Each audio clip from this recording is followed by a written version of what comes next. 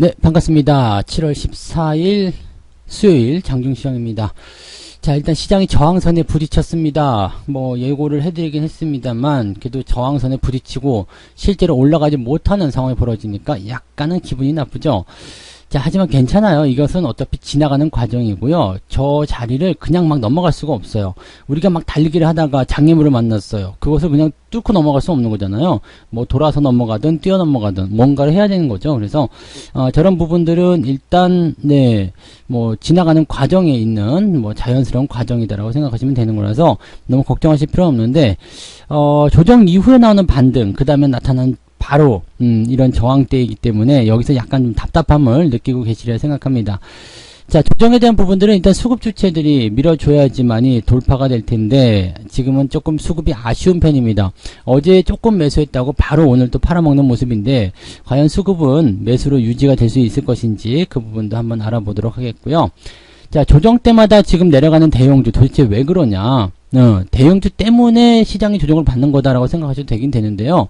아무튼 조정 때마다 대형주가 내려간다 그래서 대형주 쪽 계좌를 구축하고 계신 분들은 이렇게 조정이 조금만 나와도 그냥 계좌가 휘청휘청하죠. 그래서 되게 재미가 없으실 것 같은데 그런 부분에 대한 내용들도 같이 보도록 할 거고요.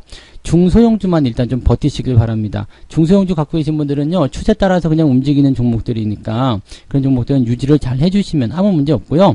뭐 주가가 조금 내린다, 뭐 괜찮아요. 뭐 그럴 수도 있는 거고, 또 그렇게 살짝 내렸다가 또 많이 올라가고 하는 거기 때문에 중소형주들이 가지고 있는 매력은 그런 거 아니겠습니까? 그래서 빠질 염려가 없다, 유지가 잘 되고 있다, 저점이 잘 진행되고 있다 그러면 그냥 그대로 홀딩 잘 유지하셔도 아무런 문제가 없을 겁니다. 자, 오늘 차트 보면서 설명을 이어가 보도록 할게요. 자, 종합주가지수 먼저 살펴볼게요. 일단은 21선 저항이 있다는 거 말씀을 드렸습니다. 그래서 3270에 대한 저항이 좀 유지가 되고 있기 때문에 오늘 고가가 3270이에요.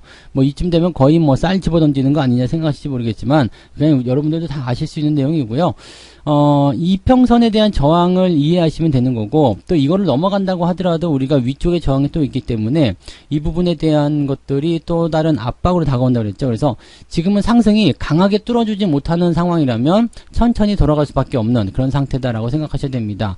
다행히 지금 5일선 지지선이 있다고 그랬죠. 아래쪽 지지선이 있기 때문에 아래쪽 꼬리 달고 있고요. 이 상황에 갇혀있는 모습. 그래도 최악의 상황은 아니죠. 상승 이후에 조정 들어가서 반등, 조정대 들어가서 횡보가 진행되는 모습은 이건 자연스러운 모습이에요. 그래서 이런 조정들은 우리가 어느 정도는 감안하고 가야 되겠죠. 자, 이틀 동안 열심히 올라가가지고 계좌 많이 회복했어 라고 생각하고 즐거워하셨을 테지만 지금 이런 조정은 또 피해 갈 수가 없는 겁니다. 그래서 이 자리 또 잘 넘기시고 넘어가시면 될 것 같아요. 지난번에 조정이 3일 동안 워낙 무섭게 나왔기 때문에 오늘 뭐 좀 떨어지는 것들 또는 뭐 내일 또 빠진다 하더라도 뭐 크게 걱정하실 만한 부분은 아닐 거라 생각합니다. 다만 이제 반등 시점에서 제대로 된 회복을 못 하신 분들, 그런 분들 같은 경우는 조정이 또 진행된다 그러면은 뜨거 이렇게 생각이 들 수밖에 없을 것 같긴 합니다. 네. 자, 코스피에서 그대로 나타난 모습이고요. 코스닥 같은 경우는 뭐 특별하진 않아요. 일단은 저항 때는 전고점 저항밖에 없기 때문에 물론 이것도 나쁜 저항이라고 봐야 됩니다. 좀 두꺼운 편이에요. 그래서 주가가 올라가는데 힘을 좀 쓰기가 어려운 상황이긴 한데 여기서 생각해야 될 거, 거래소가 내려가요. 대형주가 조정받아요. 그럼 투자 심리가 어떻게 된다 그랬죠? 나빠집니다. 투자 심리가 나빠지면 어떻게 됩니까? 당연히 투자자들이 매수를 잘 안 하겠죠. 코스닥에도 영향을 받을 수밖에 없다 이렇게 보시면 됩니다. 다만 중소형주 같은 경우는 직접적인 매도에 대한 타격이 없기 때문에 주가의 낙폭이 그렇게 크지 않다는 거. 그러니까 당연히 중소형주 쪽에 흐름이 좋게 나타날 수밖에 없다. 이렇게 판단하셔야 된다는 얘기가 되는 거죠. 자, 수급을 한번 볼까요? 수급을 보시면 지금 1200억 팔고 있습니다. 일별 현황 잠깐 살펴보시면은요, 어제 2700억 정도 매수했는데 오늘 1600억, 거의 3분의 2 정도 팔아먹고 있는 상태잖아요. 자, 이게 지금 계속될 것인가가 중요한 거예요. 지금은 완만한 하향세를 보이고 있거든요. 즉 매도가 계속 커지고 있다는 얘기예요. 근데 각도가 세지 않기 때문에 오후에 마음을 좀 바꿔가지고 분위기 좀 이제 전환시켜 준다거나 그렇게 된다면 매수가 수급이 좋아지면서 분위기가 좋아질 수는 있겠죠. 근데 이거는 아직까지는 확신할 수 없는 부분이고요. 일단 방향성에 대한 것들은 우하향이기 때문에 뭐 이 상태로 간다 그러면 2천억 정도 어제 매수한 거 다 토해낼 수도 있는 상황이 아니겠나 생각됩니다. 이게 시장이 지지가 잘 만들어지기 위해서는요, 유지가 일단 되는 게 중요합니다. 있습니다. 그래서 더 이상 많은 그런 수급의 매도가 나오지 않고 유지가 되어야지만이 현재 시장 상황을 그나마 유지해 나갈 수 있을 것이다. 이렇게 판단을 해보실 필요가 있겠습니다. 그러니까 지금 현재 시점에서는요. 뭐 외국인들 매도, 금융투자 매도면 다 나온 거 아니에요? 뭐냐면 대형 주중 매도죠. 그리고 우리가 어제 수급 동향에서 잠깐 살펴보셨겠지만 어제는 어땠을까요? 레버리지라든지 이런 쪽에서 매수가 1등으로 들어가지 않았잖아요. 그러니까 약간의 차익 실현도 얘네들이 염두에 두고 있었다. 약간 소극적인 매수긴 했어요. 그래서 그런 부분들이 시장에 지금 작용하고 있는 것이다 라고 보셔도 될 것 같습니다. 뭐 이틀 올라온 거 가지고 차익 실현 들어가기 좀 애매할 것 같긴 한데요. 네, 이런 부분들은 어쨌든 네, 자기들이 이제 생각하는 그런 방향성을 가지고 움직이는 거기 때문에 그런 것들은 뭐라고 할 건 아니겠죠. 네. 자, 시총 상위권 종목들 살펴보도록 하겠습니다. 삼성전자 당연히 내리고 있을 거예요. 네, 좋지 않다고 말씀드렸습니다. 삼성전자 이거 비중 계속 줄이셔야 돼요. 네, 지금은 일단 추세가 지지선대 위쪽에 있기 때문에 괜찮다 볼 수 있겠지만 더 내려가면 문제가 되겠죠. 그래서 대형주가 지금 빠지면서 시장도 같이 누르고 있는 상태이기 때문에 얘네들에 대한 포지션들이 더 나빠질 수도 있는 상황이다. 조정이 나오게 된다면 시장이 만약에 지금 당적 조정 이후에 살짝이라도 더 들어갈 수 있는 상황이 만들어지게 되면 삼성전자를 필두로 해서 주가를 끄집어내릴 수밖에 없어요. 지금 시총 상위권 종목들이 다 그런 상황이고요. 하이닉스 조금 버티고 있다라고 하더라도 재미없습니다. 네, 뭐 어제 외국인 매수 들어가서 뭐가 좀 있다 뭐 이렇게 생각하실 수도 있겠습니다만 올라가봤자 기술적 반등이에요. 그러니까 지금은 대형주에 걸어야 될 기대감은 없어요. 네이버, 카카오, 뭐 네이버는 어제 많이 올라와서 조금 쉬어도 괜찮은 타이밍이고요. 카카오는 네 그냥 횡보 유지가 되고 있는 상태. LG화학도 믿을 수가 없는 상태죠. 그 다음에 삼성바이오로직스, 뭐 SDI 뭐 전체적으로 다 밀려 있습니다. 첫 번째, 두 번째 판도 그렇죠. 네, 지금 다 밀리고 있는 상태인데 시총 상위권 종목들이 이렇게 내려가면 지수가 올라갈 수가 없습니다. 그래도 이 정도, 네, 0.3% 정도밖에 안 밀렸다는 것은 그나마 밑에서 받쳐주는 중소형주들이 있기 때문일 것이다. 이 정도로 생각하셔야 되지 않을까 보여집니다. 반면 코스닥 같은 경우는 조금 나은 편일 거예요. 지금 카카오 게임즈가 시총 2위 계속 유지하고 있고요.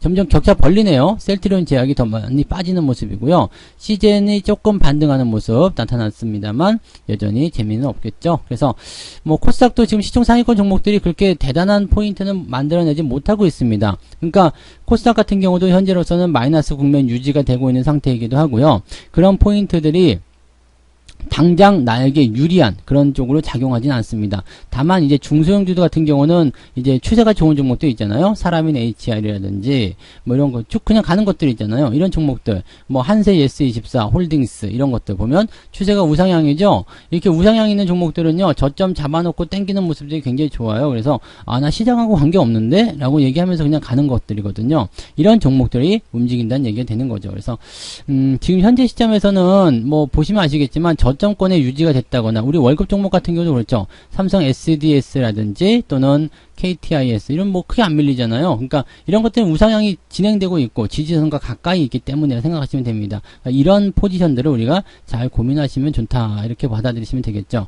그래서 지지선을 가장 먼저 체크하고 이 종목이 대형주인지 중소형주인지 또 많이 올랐는지 안 올랐는지 그런 것들 체크하시면 조금 편안한 투자가 되실 거라 생각합니다.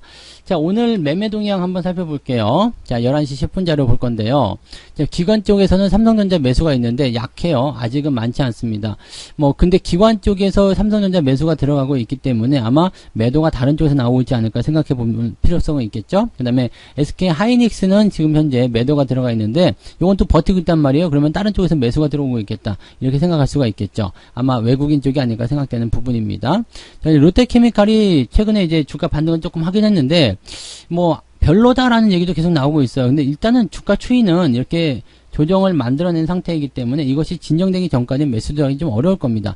저점 지지 라인 때는 요 정도 20만원대 초반인데 거기까지는 안 올 것 같고요. 현재 25만원대 지지를 갖고 있는 것 같아서 상황을 보고 만약에 지지가 된다. 그 다음에 추세가 다시 돌릴 수 있는 상황을 만들었다 그러면은 네, 롯데케미칼 같은 경우는 관심을 좀 가져도 괜찮은 포인트입니다. 근데 아직까지는 그냥 관망하는 게 유리하겠죠. 네. 그 다음에 뭐 자동차, 지금 자동차 같은 경우는 지지선이 유지가 되면 괜찮았는데 유지가 안 되고 또 다시 밀리고 있거든요. 그렇다면 조금 시간을 두고 더 살펴봐야 되는 상황이 아니겠나 생각해 봅니다. 뭐 그런 형태들인 것 같고요. 외국인들 같은 경우를 한번 볼게요. 외국인은 삼성전자 팔고 하이닉스를 사고 있네요. 그래서 하이닉스가 기관 쪽보다도 물량이 많잖아요. 그 다음에 매도하는 삼성전자도 네 기관 쪽보다 물량이 많죠. 그래서 삼성전자나 하이닉스나 둘 다 그렇게 썩 좋은 편은 아닙니다. 왜냐하면 지금 삼성전자나 이런 그 부분들은 주가가 내리고 있는 상태고요. 하이닉스 같은 경우는 보합 수준 유지하고 있지만 하이닉스는 시총이 크지 않기 때문에 아마도 큰 영향은 많지 않았을 거예요. 그리고 뭐 개인들이 달라붙었다거나 그런 형태의 모습이 들어오면은 조금 다른 형태가 나타날 수 있겠죠. 근데 지금 하이닉스든 삼성전자든지 뭐든지 간에요. 별로 좋지가 않습니다. 그래서 매도가 나오는 종목들은 조심하셔야 되는 거고요. 자, HMM 같은 경우 주가가 빠지기 시작해서 이제 정말 조심해야 될 구간에 들어간 것 같아요. 자, 아직까지는 버텨도 괜찮다. 즉, 그래요. 오늘까지는 버텨도 괜찮을 것 같긴 합니다. 근데 더 빠지는 모습이 나타나면 일단 용서하시면 안 될 것 같아요. 데드크로스가 위험하게 발생할 수 있기 때문에 조정이 깊어질 수 있다는 거 꼭 명심하셔야 됩니다. 오늘은 한샘이 좀 특이한 모양새 보여주고 있는데요.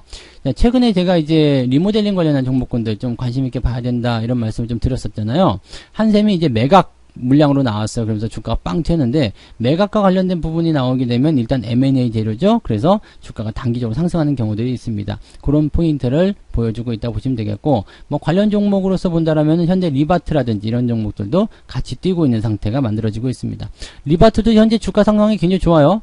우상향이 진행되고 있기 때문에 좋은 흐름입니다. 그래서 그 리모델링이라든지 이런 쪽 관련한 종목군들 잘 살펴보시면 아마 좋은 종목들이 제법 있을 거라고 생각하시면 좋을 것 같습니다. 이제 뭐 매매 동향은 이런 식으로 살펴보시면 될 것 같고요.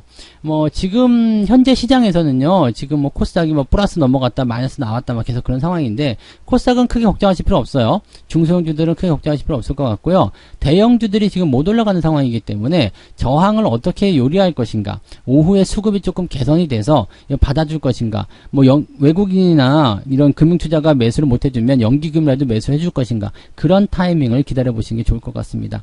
근데 아직은 네, 저항대에 대한 부분이 부담으로 작용되고 있기 때문에 일단 횡보가 기본으로 나오지 않을까 생각됩니다. 소폭 하락하거나 횡보 나오거나 그런 모습이 일단 기본일 것 같고요. 주가가 만약에 여기서 상승을 해서 저항대를 넘어서게 된다면 또다시 더없이 좋은 그런 형태의 모습으로 갈 수 있을 겁니다. 근데 대형주들은 이미 조정 때 많이 내려놔서 올라가봤자 약간 회복하는 정도가 아닐까 생각되니까 여전히 중소형주 쪽으로 관심을 많이 가지셔야 된다는 거, 그것만 꼭 기억하시기 바랍니다. 자, 그래서 오늘 여기까지 이야기 해드리고요. 저는 마감 시황 때 다시 오도록 하겠습니다. 시장 뭐 크게 부담될 건 없기 때문에요. 잘 버티시고 유지 잘 해주시면 큰 문제 없이 여러분들 모두 좋은 결과 만들어내실 수 있으리라 생각합니다. 오후에도 화이팅 하시기 바랍니다. 고맙습니다. 본 방송에서 제공되는 모든 정보는 투자 판단의 참고 자료이며 투자의 최종 책임은 본 방송을 이용하는 본인에게 있습니다.